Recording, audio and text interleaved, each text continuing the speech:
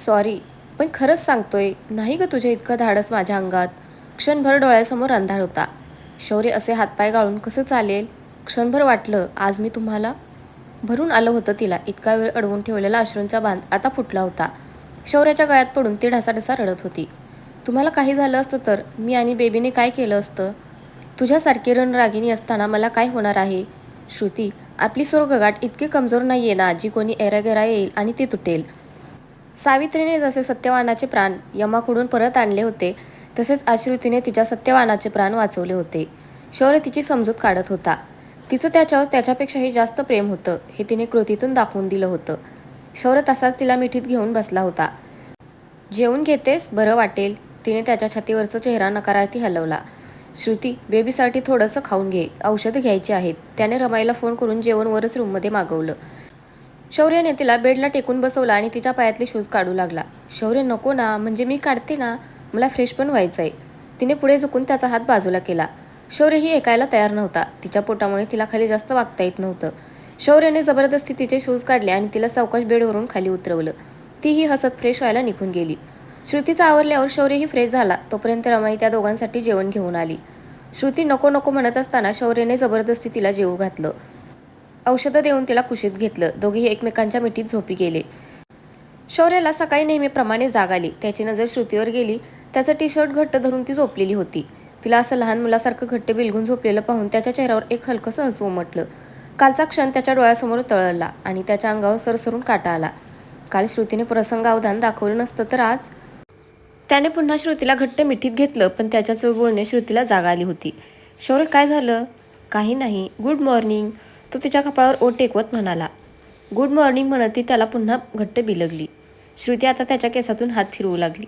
शौर्यही त्याच्या ओठांची मोहर तिच्या चेहऱ्यावर उमटवू लागला. शौर्यने तिच्या ओठांचा ताबा घेतला. बेभान होऊन दोघे एकमेकांना डीपली किस करत होते. शौर्य त्याचे ओठ तिच्या मानेवर गळ्यावर फिरवू लागला. दोघांनाही आता भावना आवरणं अनावर झालं होतं. श्रुती, शौर्य प्लीज. श्रुती ऐकायला तयार नव्हती आणि त्यालाही स्वतःवर कंट्रोल ठेवणं कठीण जात होतं. हळुवारपणे तिला फुलवत दोघेही एकरूप झाले. श्रुती, शौर्यने एक आर्त साथ घातली आणि दोघेही पुन्हा एकमेकांच्या मिठीत झोपी गेले. श्रुतीने आज हाफ डे घेतला होता, त्यामुळे शौर्यही आज कॉलेजला गेला नाही. दोघेही उशिराच उठले होते. नाश्ताही रूममध्येच मागवला आणि नंतर फ्रेश होऊन दोघेही खाली आले. श्रुती, बरं वाटतंय का आता? कावेरीबाईंनी तिच्या डोक्यावर हात फिरवत विचारलं. हो मॉम, बरं वाटतंय. मॉम सॉरी, तिने त्यांचा हात धरत विचारले. अगं ते आणि कशासाठी? ते काल मी शौर्य. तिला बोलायलाही कसं तर वाटत होतं. अगं उलट मी तुझे आभार मानले पाहिजेत. काल तू नसतीस तर आज माझी कूस उजडली असती. बोलताना त्यांचे डोळे पाण्याने भरून आले होते. मॉम, ते माझं कर्तव्य आहे आणि तुम्ही आभार मानायला शौर्यही माझेच आहेत ना.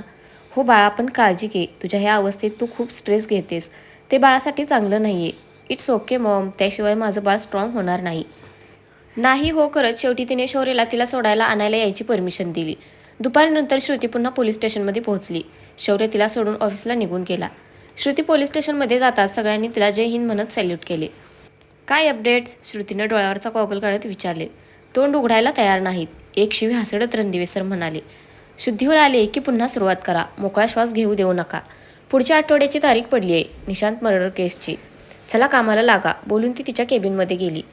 तिने आधी शरदला फोन लावला. काम कुठपर्यंत आलंय? मॅडम, फिल्डिंग लावले, अजून थोडा वेळ द्या. सकाळी इन्फॉर्मेशन पोहोचवतो.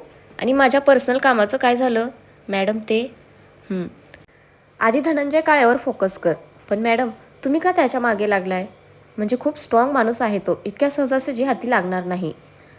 असंच आशिक आहे रुबिना आणि शकीनाचा म्हणून. मॅडम, काल पोलीस स्टेशनमध्ये हंगामा केलाय ना, तो त्याचाच माणूस आहे. माहीत आहे मला. तू लवकरात लवकर काम पूर्ण कर, बोलून तिने फोन कट केला. श्रुतीला लवकरात लवकर निशांत मर्डर केस सॉल्व्ह करून घरातल्या रहस्याचा पिटारा खोलायचा होता.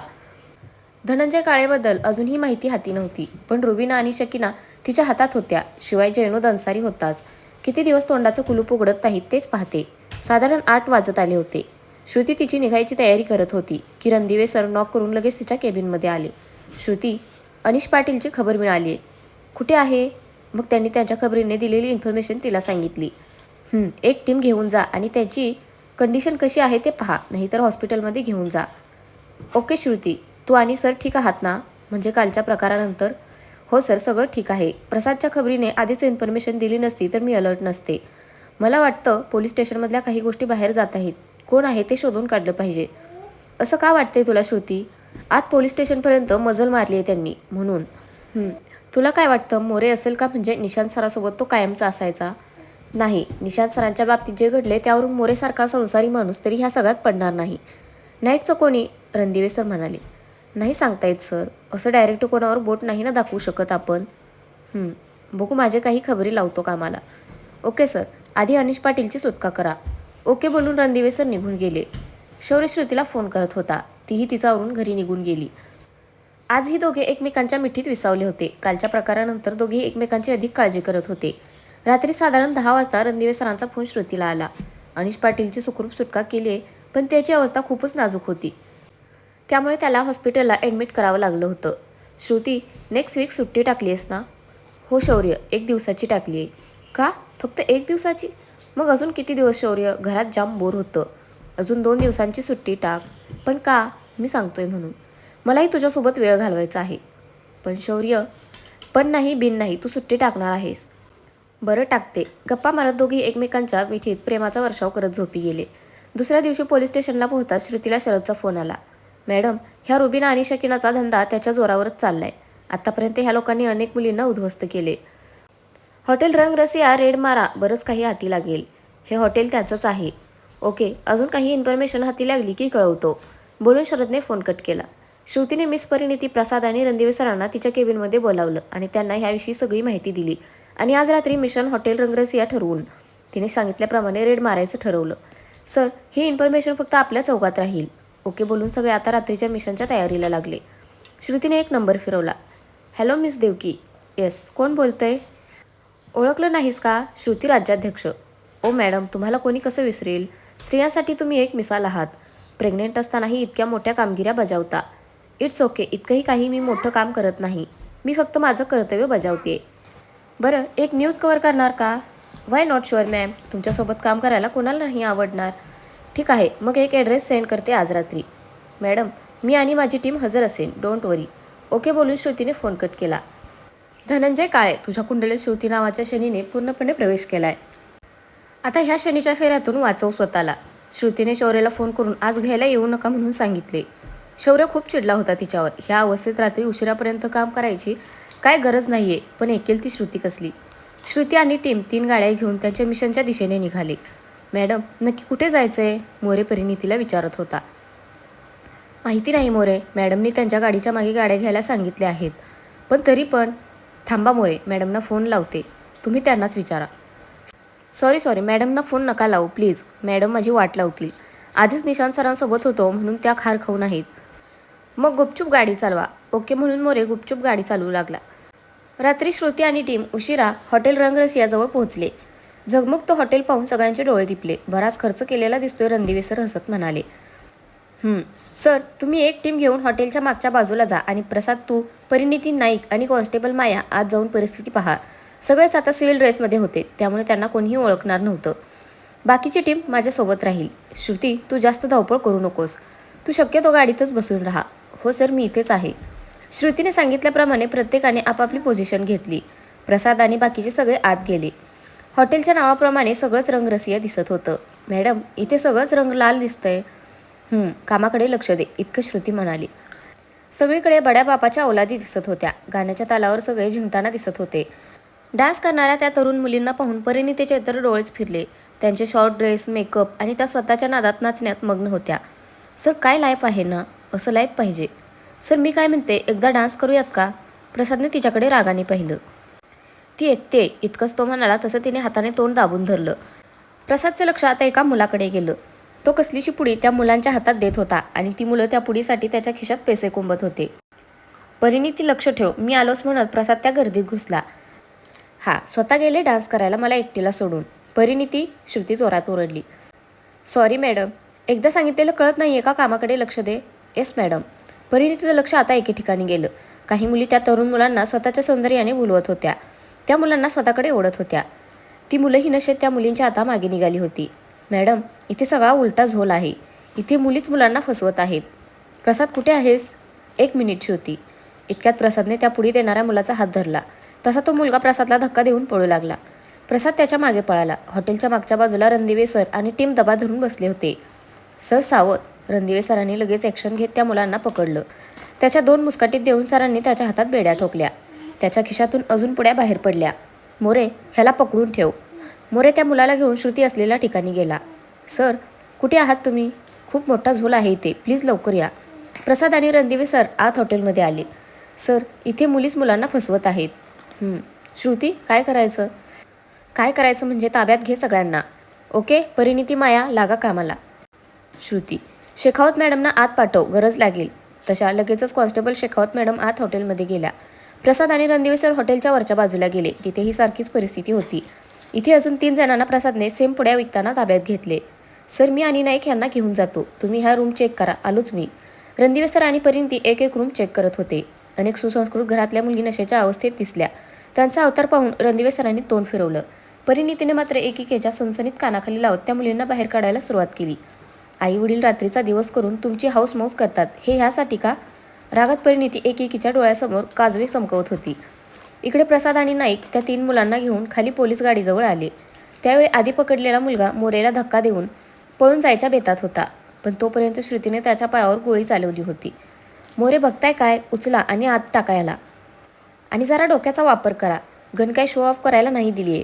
सॉरी मॅडम, बोलतच मोरेने त्याला धरून उचलला आणि 2 मुस्काटीत लावून व्हॅनमध्ये टाकला. प्रसाद, काय कंडिशन?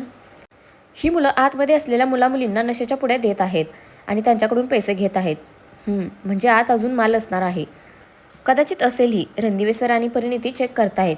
ठीक आहे, ह्यांना सोड इथेच आणि तू जा आत. मोरे, नाईक, टाका आत ह्यांना. आणि आता जो पळेल त्याला जागेवरच. Okay madam. सगळ्या रूम चेक करताना एक रूम मात्र बंद होती.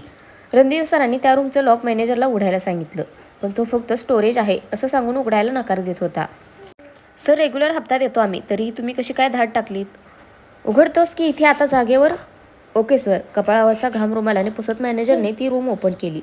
सर, खरंच सांगतो, आत काही नाही आहे. ते मला चेक करू दे, समजलं? रूममध्ये बरेच बॉक्स ठेवलेले होते. मी म्हणालो होतो ना सर, सामानाचे बॉक्स आहेत, बाकी काहीच नाही. ते चेक केल्यावर समजेल. इतक्यात प्रसादही तिथे पोहोचला. प्रसाद, बॉक्स चेक करायला घे. हो सर. तोपर्यंत इकडे मॅनेजरने फोन काढून कोणाला तरी फोन लावायचा प्रयत्न केला, पण रणदिवे सरांनी त्याचा फोन काढून घेतला. 1-2 बॉक्समध्ये फक्त वाईनच्या बॉटल निघाल्या. सर, मी म्हणालो होतो ना, काहीच नाही. हा सगळा माल बार सेक्शनचा आहे. श्रुती, काय करायचं? कानातल्या हेडफोनवरून ते एकमेकांशी संवाद साधत होते. सगळे बॉक्स चेक कर. असे 1-2 बॉक्स चेक करून काही होणार नाही. ओके म्हणत आता रणदिवे सरांनीही बॉक्स चेक करायला घेतले. मॅनेजर फक्त चेहऱ्यावरचा घाम पुसत होता. वरच्या सगळ्या बॉक्समध्ये वाईन होती, पण खालचे बॉक्स ओपन केल्यावर त्या ड्रगचे पॅकेट्स मिळाले. बोल, काय आहे हे? रणदिवे सरांनी मॅनेजरचं मनगुटं पकडत विचारलं. सर, मला नाही माहीत ते इथे कसे आले ते. तू हॉटेल सांभाळतो आणि तुला माहीत नाही? सर, फोडा इथेच, आपोआप सांगेल. रणदिवे सरांनी 2-3 मुस्काटीत लावल्यावर मॅनेजर पटापटा बोलू लागला. ते कोकेन आहे. कालच माल आलाय. अजून कुठे आहे? नाही सर, अजून कुठे नाही आहे. सगळा माल इथेच असतो. प्रसाद, बाकीच्या रूम पण व्यवस्थित चेक करा. तोपर्यंत सगळ्या बारबारांना पोलीस व्हॅनमध्ये परिणिती, माया आणि कॉन्स्टेबल शेखावतने आणून बसवलं होतं. ए मैडम, बहुत बड़ा गलती कर रही है. मालूम नहीं तेरे को किसके माल को हाथ लगाया है तूने. त्यातलीच एक जण परिणितीला म्हणाली. मेरे को मालूम नहीं, चल तू बता तेरा बाप कौन है. श्रुती बोलतच त्या सगळ्यांसमोर येऊन उभी राहिली. तू तू वहीच है ना जिसने शकीना का धंधा बर्बाद किया? बहुत सुनहरे मैं तेरे बारे में आज देख लिया.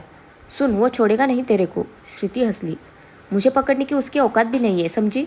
अब मुंह बंद रख और चुपचाप बैठी रहे. नहीं चुप बैठी तो क्या करेगी रे? श्रुतीने गन काढली आणि तिच्यावर ताणली. इधर ही ठोक दूंगी और इसी हॉटेल में गाड़ दूंगी, समझ गई? माया, राणी, शेखावत मॅडम ह्यांना ह्यांच्या जागेवर पोच करा, तोपर्यंत आम्ही येतोच. ए मैडम, तू क्या फोटो निकालती? मरना है क्या तेरे को? वो तो वक्त ही बताएगा, देवकी हसत म्हणाली. मॅडम, आतली न्यूज कव्हर केली आहे. बराच माल सापडलाय. उद्या पोलीस स्टेशनला ये, शिमगा करू. Yes madam. देवकीने श्रुतीला थंब दाखवला. उद्याची ब्रेकिंग न्यूज असेल ही मॅडम. खूप दिवस झाले अशा न्यूजच्या शोधात होते आणि ह्या अशा भ्रष्ट लोकांना एक्सपोज करणं साधी गोष्ट नाही आहे. तुमच्यामुळे हे होतंय. असले राजकारणी देशाला लागलेली कीड आहे. Thanks ma'am. उद्या सकाळी पोलीस स्टेशनला पोहोचते.